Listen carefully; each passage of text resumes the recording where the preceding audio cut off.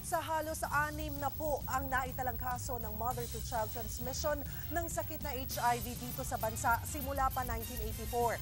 Kaya payo ng DOH sa mga nagbubuntis, lalo na yung nagkaroon ng iba't ibang partner, magpa-HIV test na. Ikwento mo, Faye Tobias. HIV positive si Dayan pero nabuntis siya ng kanyang karelasyon. Dahil mayroong sakit, minsan na niyang naisip na ipalaglag ang bata sa takot na mahawaan nito.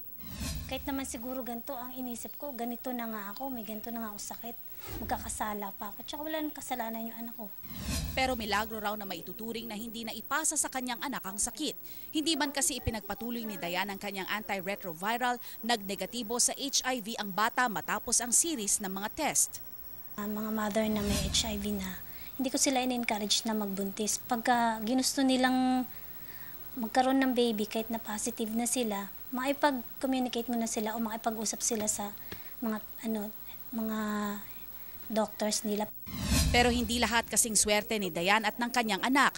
Nitong Enero lang, isang 7 taong gulang na batang may AIDS ang namatay. Nahawa ito sa kanyang ina. Sa tala ng Department of Health, simula 1984, may 56 na kaso na ng mother-to-child transmission sa bansa. Pwedeng mahawa ng HIV/AIDS ang sanggol habang ito'y nasa sinapupunan pa, ipinapanganak o kapag siya'y breastfed ng inang may sakit.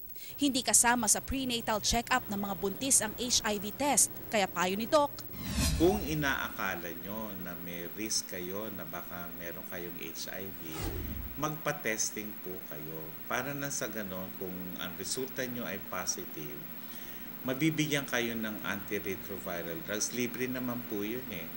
Faye Tobias, News 5.